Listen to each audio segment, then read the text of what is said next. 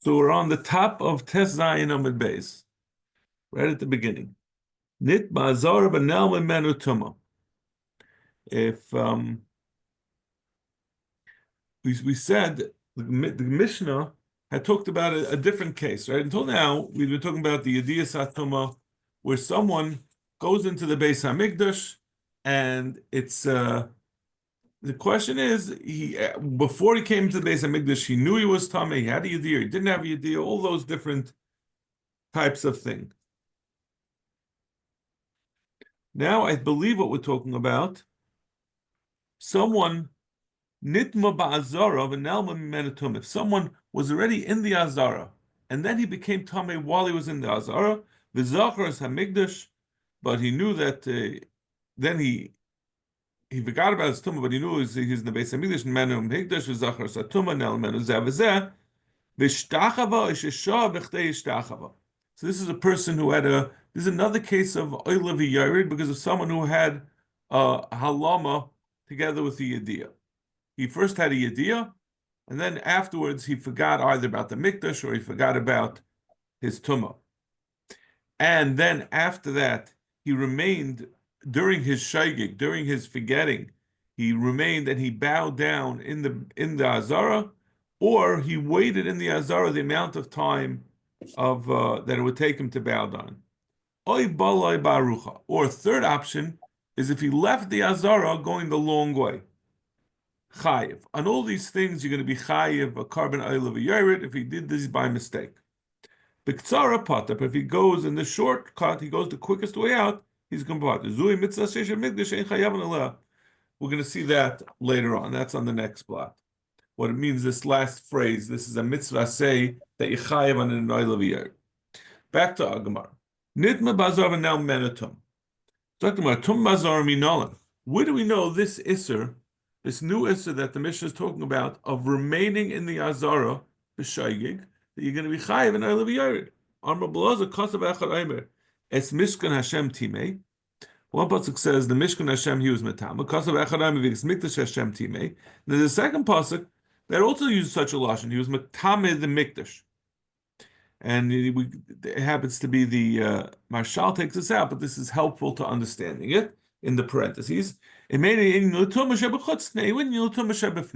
says two times he was metama. The Mishnah the pasuk never mentions someone who was in the Beis Hamikdash and became tameh. But since it twice mentions that someone who came into the Mikdash is tameh, there's no need to say it twice. It's Mikdash Hashem timeh. So we say it must be talking about someone who was in the Beis Hamikdash and became tameh.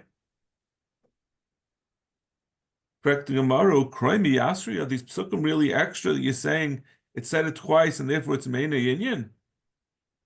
Hamitzach Trichu, we need both of them. The Tanya, Belazo Aimer, Nema Mishkan, Lama Nema Mikdash, Nema Mikdash, Lama Nema Mishkan. Those two psukim that we just brought him, where it says it's Kiyas Mikdash Hashem Timei, it's Mishkan Hashem Timei. Why does it say both Mishkan and Mikdash? So Rabbi Eliezer answers.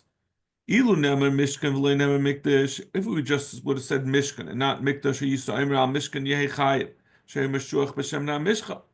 The mishkan was anointed with the special shem na mishcha, but the Beis Hamikdash was built with wood and stone. It wasn't that didn't get a meshicha. There was no anointing on it. So maybe b'al mikdash lo yehi chayiv, but only the mishkan. When it says Mikdash Hashem Timei, only that when someone comes in B'tumah Yechayim, but you go into the Beis Hamikdash B'tumah, maybe you're not Chayiv in Oil of Yared, because it doesn't have Mashiach. V'im nema Mikdash v'loy nema Mishkan, and if it would be the other way around, we just say the Mikdash and not the Mishkan. You say Emal Mikdash Yechayiv Shari Kedushas Kedushas Olam, because its Kedusha is forever, like Rashi says, Kedushas Olam she'ein achareh heter bamas. After the Mishkan, after the Yidden disassembled the Mishkan when they came into the Yarden, so you didn't have any more. I don't remember exactly the sequence of events. They had the Mishkan Shila at some point, but when they came into Eretz Yisrael, when they were no longer using the Mishkan, they were allowed to bring on Bamas. But after the destruction of the Beis Hamikdash, like today, we're no longer allowed to use Bamas. So the Kedusha of the Beis Hamikdash remains the Olam, that it stops us from using Bamas. So therefore, Al Mishkan lo yechayev, but for the Mishkan will be chayev. Kach never Mishkan. Lekach never Mikdash. That's why the Psukim had to say Mishkan and Mikdash. So how could you say it's extra from the fact that the Torah says in Mikdash Hashem Timei and Mishkan Hashem Timei? The extras to tell you even someone who remained in the base of Mikdash when he's Tamei. No, even though this is true that we needed Mishkan and Mikdash, he had a different question. Michti, Mishkan Ikri Mikdash, or Mikdash Ikri Mishkan. Nichta ve'aydi ve'aydi Mikdash, ve'aydi aydi Mishkan. Let it just say twice. Es Mishkan Hashem Timei, and then es Mishkan Hashem Timei twice. And we know from the fact that you said it twice, it must be telling you both a Mishkan and a Mikdash. Because both the Beis HaMikdash is called a Mishkan, and the Mishkan is called the Beis HaMikdash. From the double Lashon itself, without changing the Lashon, I would have known this Chiddush, that it applies both to the Beis HaMikdash and to the Mishkan. Yeah, but wouldn't it have been a lot clearer, the way it's written out, a lot clearer at Limud? Well, I'm saying, but we're going to say you're going to learn out both things from it. It's true, it's a clear limud, but it wasn't necessary. But if you want to learn Mishkan and Mikdash, that you both Tamei, right? Even though they're interchangeable, forget stylistically, practically speaking, it makes more sense to actually, since it's interchangeable, then call one Mishkan and one Mikdash, because we want to tell you that we don't change the lashon unless it's necessary. Why make a different lashon? Why? Because they're interchangeable. Sometimes they're called Mishkan, sometimes they're called Mikdash. But if we're coming specifically to teach you that on the Mikdash you're chayev and on the Mishkan you're chayev, then it kind of is like would be the, it just sounds a little. I guess you're right, it would have been a better indication, but I think that the general rule is we don't change things. Whichever is the better lashon should have been the one we used, and we would have been able to make the limud that we needed to make, use that one, whichever is more appropriate to use. I would think Mishkan is more appropriate, right? Because they didn't have the Mishkan at that time. So just say Mishkan twice. The Gemara is being agnostic about which is the better lashon, but saying whichever one's better, use that one, and we'd still be able to learn from the fact that you doubled it. So nichtav aydi v'aydi mikdash aydi v'aydi Mishkan. Mishkan u mikdash lomali. Why do we have to change the lashon? Shma mina tarti. That comes to tell you that when, in addition to learning the din that this applies both to the mikdash and the Mishkan, it's also telling you if someone is shaya, if they will remain in the Beis HaMikdash, they're going to be chayiv oila v'yored if they do it b'shayik. Saktumar bishlam mikdash ikri Mishkan. This assertion that we just made, that the words mikdash and Mishkan are used interchangeably, and they both refer to both abodes of the Rabbeinu Shalom of the Shechina. So that which the mikdash called the Mishkan, the chsev and asati mishkani b'seicha. That's in Vayikra. It's talking about the future. The Rabbeinu Shalom is saying that when the Yidden commentary to Yisrael, he says when asati mishkani b'seichachem, that's referring to the Beis HaMikdash in the future. Ella, so you're calling it a Mishkan. Ella Mishkan de Ikri Mikdash minalan. Ile midachsev nasu hakahasem noisei hamikdash hahu ba'arinksiv. Even though it says hamikdash, it doesn't mean that they're carrying the Beis HaMikdash. It means it's not talking about they weren't the ones who carried the Mishkan. They were the ones who carried the Aron. Ela me'achav asuli mikdash v'shakanti b'seichem. Uksiv v'chol ha'shnimara ischas tavnis hamishkan. The pasuk says, "Build for me a mikdash," and then immediately afterwards it says, you're going to do exactly as I said, as I showed you, that the building of the Mishkan. So we call the Mishkan a Mikdash.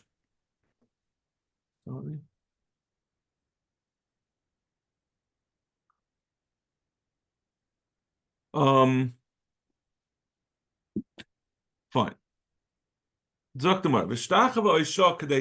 So we said again about this new din that we're talking about, this din of Shehiyah, of remaining in the Beis HaMikdash, that's also chayiv in Oila v'Yered. Again, just to keep reiterating it because it's confusing. The first parak of this Masechta, as well as the first part of the mission of this Masechta, was all talking about someone who has a yediyah and then of forgetting a halama and then a yediyah at the end.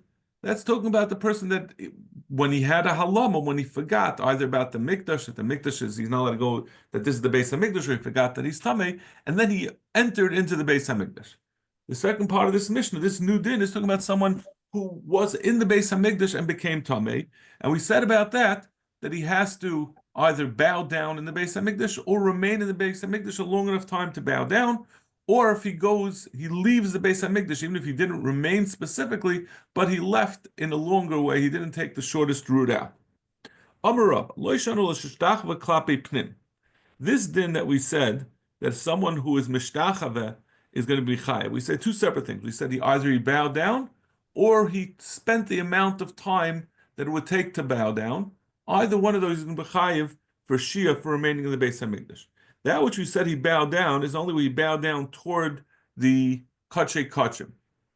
Aval ishtacha kapei chutz, but if he bowed in a different direction, sha'in loy sha'aloy, then he's not going to be chayiv. If for bowing down, he's only mechayiv if he remained the same amount of time. Now Rashi explains for us, and this is going to be clear in a minute in the Gemara itself. The Gemara is going to have a different version of the same thing, that a person could bow down in different ways. There's a shia kol, there's a hashtachava kol dehu. A person just bends down, and then there's the full-fledged, as the Gemara is going to say, a more full-fledged, a longer bowing down that takes bowing down, spreading out his hands and legs. Let's say that takes 10 seconds. Just doing a regular bowing down takes 2 seconds. So we're saying, although if a person, obviously, if he did the full-fledged bowing down, he's certainly going to be chayiv, whichever direction he did it in, because he was also shaya.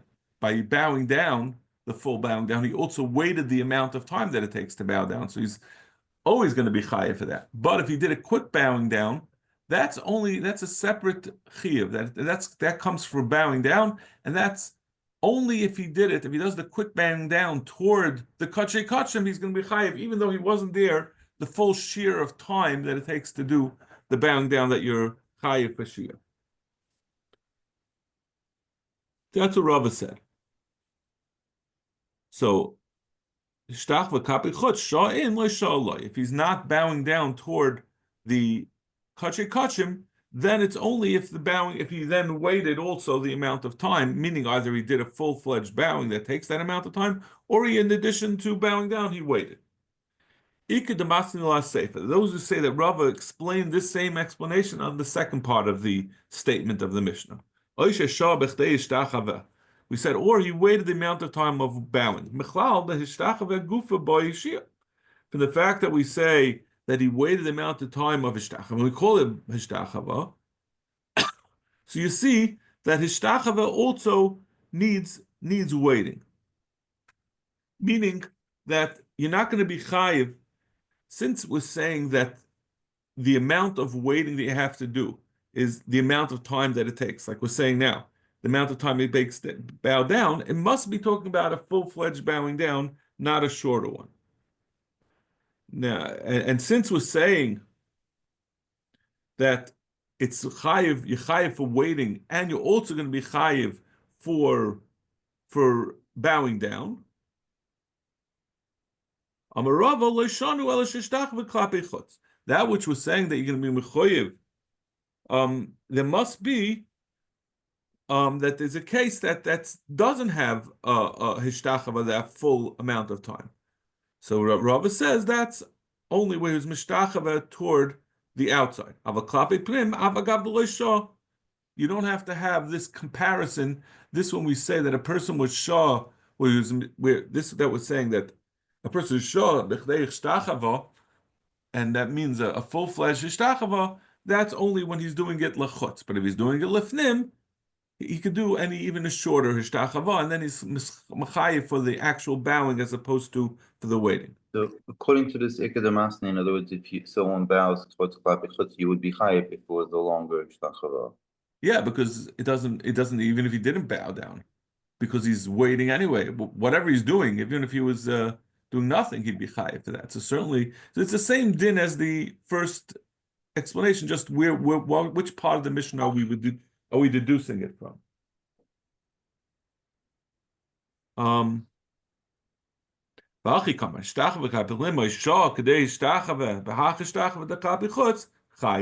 If someone's mishtachava klapi fnim, that's enough to make him chayiv even the shorter. Or if he waited the amount of hishtachava, meaning a full-fledged hishtachava, where Yishtachav al klapi chutz, where that then he's going to be chayiv for the waiting for that amount of time. The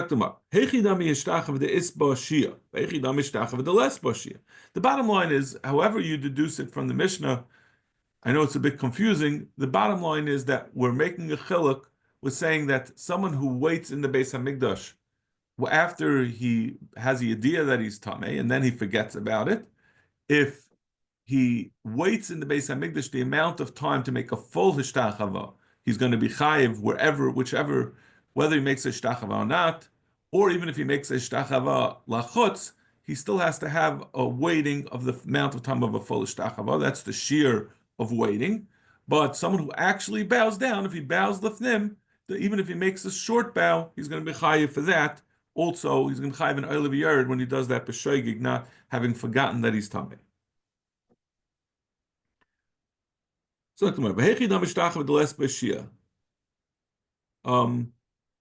so I'm saying, Hechidam Mishtach of the Isbashia, Hechidam Mishtach of the less Bashia. Shia the less Bashia Zu Kriya. When we're saying that there's no waiting, that's that Yechayev when you do Lifnim, that's where he just bows he bends over. The way I think it means like we'll explain it in more detail later. Kriya ba'almo, he just bends down. He the Isbashia. Pisha Yurayim Raglayim, the Isbeshia Pisha Yurayim Raglayim. But what is considered that has enough time to wait, even if it's doing lachutz, that's where a person spreads himself out with his hands and his feet on the ground. He's fully prostrated on the ground. But Kama Shir Shia, how much is that in time? Pligi Bar Rav Yitzchak Bar Nachmani v'Chadi Imei. Rav Yitzchak Bar Nachmani had a machlokes with one of his friends, Uman Rav Shimon ben Pazi. Some people say Shimon Pazi had a machlokes with one of his friends, Uman Rav Yitzchak Bar Nachmani. Rav Shimon Bar Nachmani. Some people say it was Rav Shimon Bar Nachmani. Chad Amar Memra the Hai Psuka. One says like the memra of this pasuk that we're going to say. You have to say the entire pasuk. That's considered that's the shear of Pishat Yadayim Raglayim. V'chad Amar it's from the word v'yichru in the pasuk until the end of the pasuk, and now the Gemara quotes the pasuk. B'chol bnei Yisrael royim beredus haish.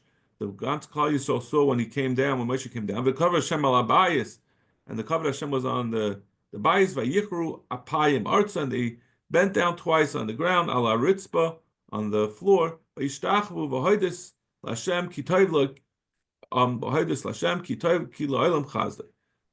that's the whole pasuk. So the question is, whether Pishat Yadayim they have a machlekes, is it from the beginning of the pasuk of Chol Bnei Yisrael, or does it just start in the middle of the pasuk when it says Vayichru? And this is just a easy way to remember this amount of time by reading this pasuk. It's a machlekes of which part of the pasuk you read, but that pasuk it happens to be a pasuk that mentions bowing down, so it's an easy way to remember the length of time that person is going to be chayiv for bowing down or for waiting in the Beis Hamikdash. Yo, just correct. This is the pasuk talking about where Moshe came down or Hashem came down. Let me see. Where is the pasuk? Zion.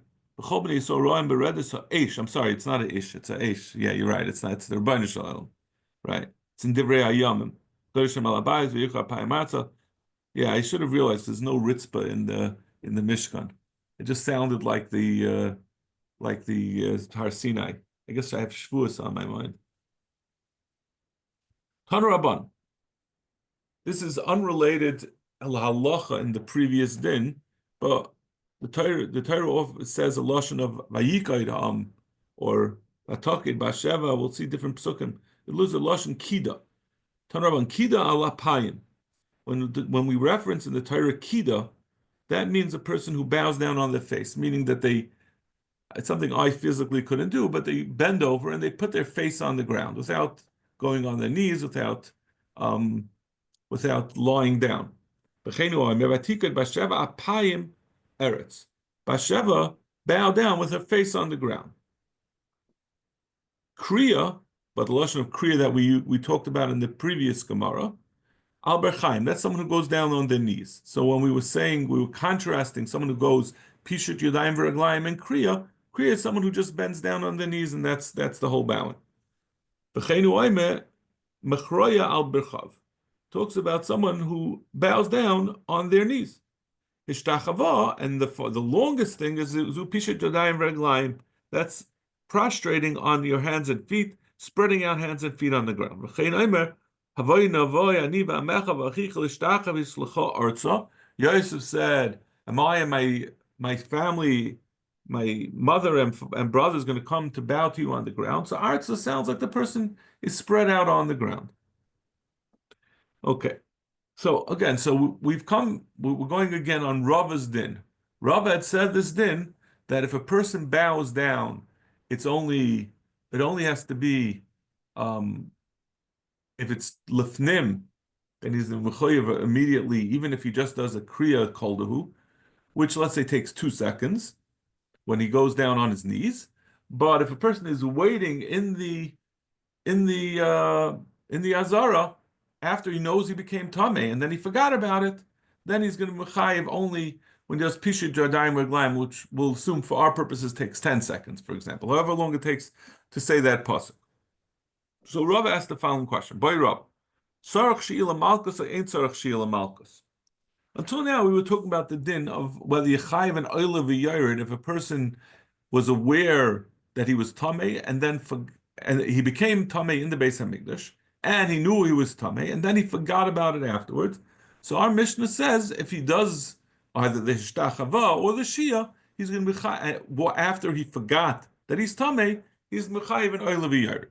Now Rava asks, does this apply if he does this b'mezid, that he knows he's in the Beis Hamikdash, but even so, he doesn't leave? Does he get malchus for that? Boy Rava, tzarich shila malchus or ain't tzarich shila malchus? He's in the Beis Hamikdash b'tumah, and he's not. If he doesn't go out, maybe he's mechuyev right away. This is all halacha l'maisha misinai. This din of shia that was saying you have to wait the amount of time of shtachava. So his question is, will that apply to malchus as well? L'karbon gemira shia, l'malchus lo gemira shia. Is our din that we said that waiting in the Beis Hamikdash for this amount of time is going to mechayiv you is only l'gaba the carbon yarid, or is it also but as well? But we didn't say it l'malchus. Maybe it's a din about how long till you're responsible for what you did, and if you do it b'shreg, it's oila v'yarid, and if you do it b'mezid, it's malchus. Take. We leave this as a question, and it's going to be a fine point. Again, this person knew that he was in the Beis Hamikdash, and he became tamei and he knew about it, and then he either forgot about it and did it, or even though he knew he was tamei, he remained in the Beis Hamikdash b'mezid. That's the case. We're talking about, we're leaving it as a take. Boy Rava, tola atzmei ba'avir azara. Mao. What if a person was not on the actual floor of the Beis Hamikdash? In order to bow down, you have to be on the floor. You can't bow down. He was standing on top of something, on a ladder in the Beis Hamikdash. Ki gamir yeshia, shia debas ishtachava. Maybe that which we say, this din that we this halacha l'meishim misina, that he has to either be mishtachava, wait the amount of time of hishtachava. That's only where he's capable of being mishtachava. The la bas ishtachava loy. But this person who's on a ladder, so he can't bow down anyway. To bow down, you have to be on the floor of the Beis Hamikdash. He's not capable of it, so he won't be chayiv either for bowing down or for waiting. He obviously can't bow down, but even for waiting, he's not going to be chayiv.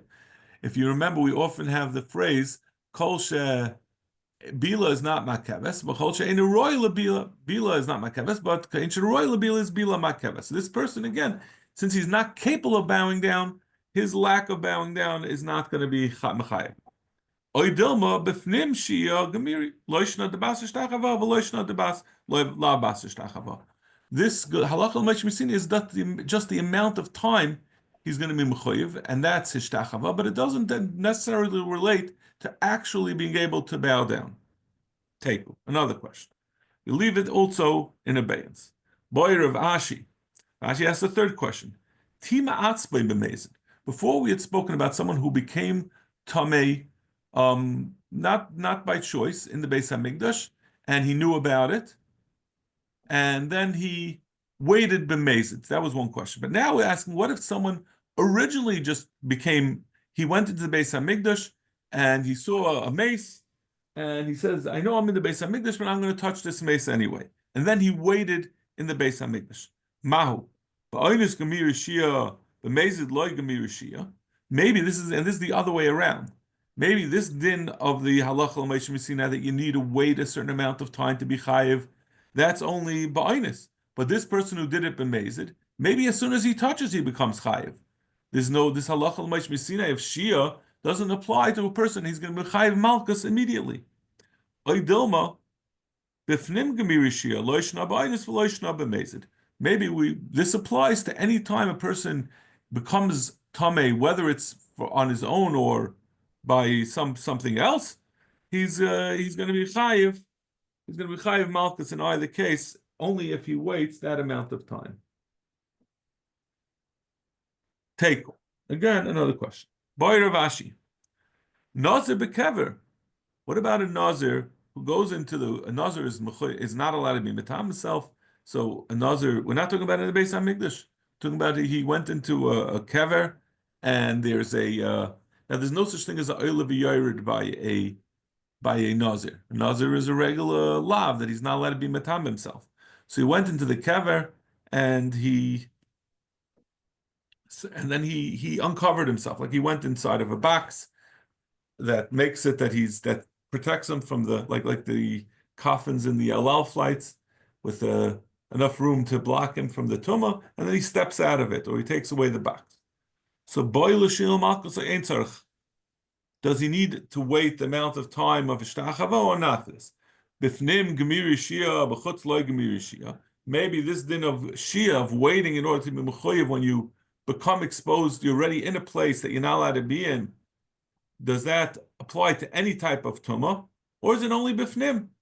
So is it, we only learned it legabi the Beis Hamikdash, legabi a tamei in the Beis Hamikdash, but b'chutz, by a nazir, we never have a din shia, and he's going to be chayiv right away. That it doesn't make a difference. Anyone who becomes tamei, obviously there's not ba'inus, he did it on purpose. That means just where it's anyone who becomes tamei while he's already in the place, it doesn't make a difference. Even if it's outside of the Beis Hamikdash for nazir, he has to do shia in order to be chayiv. Teku. Again, it leaves as a question. So the Mishnah had continued. It said a third option of how you can become tamei, how a person can be chayiv for becoming tamei in the Beis Hamikdash and waiting. One was if he bows down. The second was if he waits the amount of time of bowing down. And we had Rava's observation that that's only that the bowing down is only b'fnim and not b'chutz. And we had all these questions about it. And then the third option is if he leaves the base, he finds out and he immediately starts leaving the Beis Hamikdash. So he's not doing shia, he's not waiting, but he takes the long way out. He doesn't go the quickest way. So we said in the Mishnah he's chayiv. But b'ksara pot, if he goes immediately out, he's pot. Amarava, ksara sha'amru, afilu ekev b'tzad goydel, afilu kol hayom kulei. When a person goes out the shortest route, even if he's walking with little mincing steps, where he puts his heel by his toe, he's taking the shortest steps possible. This is a big chance. He made his trip to go to Yerushalayim. He paid $8,000 for his first class tickets, and now he becomes tamei and he has to leave the Beis Hamikdash. He wants to get his money's worth, so he's going the short way out, the shortest way out, but he's going as slow as possible. So Rava says it's not a problem. He's not chayav for shia as long as he goes directly out, even if he walks slowly. Says affect the Gemara. Boy Rava. Rava asks another question. Shoyis maushi starfu. What's the din if a person waits? That means, let's say we had said that the amount of time of waiting of the long hishtachava is 10 seconds. And this person, he waited 5 seconds, then he started walking the shortest way possible. He starts walking out, then he stops and he waits another 5 seconds, and then he does that 3 times. So it adds up to 15 seconds. But no single period of waiting was more than 5 seconds. Maushi itztarfu. What's the din legabi them being mitztaref to add up to the full to make him chayiv for shia? So let's learn it from the first thing that he said. Why don't we say we had said that he had said, Rava just said that you can go as long as you want as you walk, as long as you as long as you go the short way. So we said even a kala kan kula. So Gemara assumed kala yom kula has to mean that he stops. He keeps on making stops that are less than 10 seconds. So you see that it's not mitzvah. So, and for the Gemara, no, hasam b'lo yisho. That's not what Rava meant. What Rava meant when he's walking slowly and it takes the whole day means he's constantly moving. He doesn't stop even for a total of the 10 seconds. That would be the amount of time of Shia. Boy mine abaye me rabba. Ba'aloy ba'arucha shir ktsara. What happens if he goes out the long way? Let's say the long way is 100 yards, and the short way is 80 yards. But this guy is Usain Bolt, or he's as fast as Usain Bolt. He's a world champion sprinter. So it takes 8 seconds to go out the short way, and 10 seconds, let's say it takes 15 seconds to go out the short way, and 20 seconds to go out the long way. But he zips the long way. Instead of the 15 seconds that it would normally take to go the short way, he does it in 14 seconds going out the long way. So he never reaches the amount of time that would have taken him to go out the short way. Now, shir gemiri v'chibaloi barucha shir ktsara pata. So is the short way, does that mean that amount of time is the amount of time he could go? And even if he went the long way, as long as he's less than the shear of the shortest amount of time, because he ran super fast, even though he went the long way, he's going to be pater. Dilma dafka gamiri. Doesn't make a difference since he went out the long way. Even though his time was shorter than it would have been if he would have gone out normally on the short way, he's still going to be chayiv because he went the long way. Amalei loinasna arucha lahat chayzatzlav. This that we said that it's also to go out by arucha was not given for him to be daicha it by getting around it by running fast. The Mishnah says you're not allowed to go the long way. If you go out the long way, no matter how quickly you do it, you're going to be chai. Maskef l'Rav Zera ela the kaimelon tomesh shimish b'misa. We learned in a halacha that a kohen who does an avodah, where is this? We bring it to the Hedron, so I guess we should really remember this. It's not so long ago. A tamei who does the avodah while he's a kohen who does the avodah while he's tamei gets a misa b'dei shamayim. It's important to remember misa b'dei shamayim is not as chomer as karas. Karas is a cutting off for him and his children. Masha ein kain, misa is just a misa for him. So we say a tamei, a kohen tamei who's mishamish is mechayim misa. So heichi mishkachasla. How could you ever have such a din that he only gets misa? Idoloi shah, if he didn't spend extra time in the base Hamikdash to do the avodah, heichi avar avodah. How can he do an avodah without spending at least the 10 seconds that it takes that he'll be mechayiv shia, which is mechayiv im karas? Either shah, but if he did wait more than that amount of time, by karasu, he's in mechayiv karas, so he's not going to be. What do we care about his misa b'dei shamayim? It's not, by us we could say that a person can be mechayiv two things, but there's no way for a person to be mechayiv both karas and misa b'dei shamayim. So what's the point of having an isser for a kohen who does avodah? It's never relevant. He's always going to get karas anyway, which includes in it misa b'dei shamayim. So if you'll say that the Torah just said a shir, that means that he has to do the amount of time that it would take him to get out in the short way. Mishkachasla, the honest nafshe b'ksara v'avad avodah. We're talking about where he went out the quickest way. Let's say the shortest way out was it takes a minute to go out the shortest way, and he did it in 10 seconds. It left him over 50 seconds. That's enough time for him to do an avodah. If we're saying that the shear of ksara makes it that now he just has to beat that time, so he could find himself extra time in the Beis Hamikdash. So then he does the avodah. I mean, he's an idiot for doing this because all he's getting himself is misa b'dei shamayim by running out. But I guess he doesn't want to get karas. He wants to save his kids. Eli Amr Dafka Gemiri. If we'll say that he has to do actually once he waits, it doesn't make a difference if he goes out the derech tzara. That doesn't give him any grace period.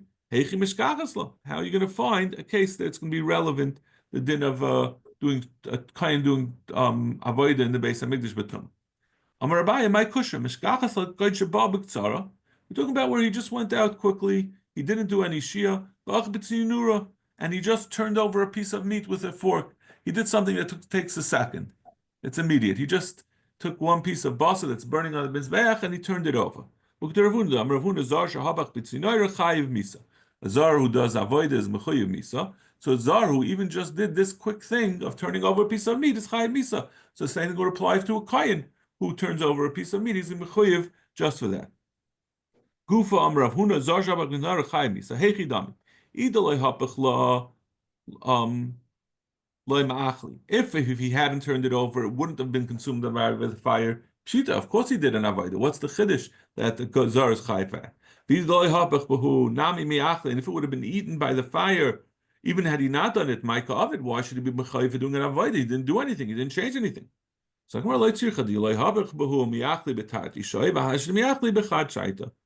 where it would have been eaten in 2 hours, and now he made it that's eaten in 1 hour. Anything that hastens the avodah is considered an avodah and he's chayav on it. Okay, we'll stop over here. Bez Shem tomorrow morning in Shul.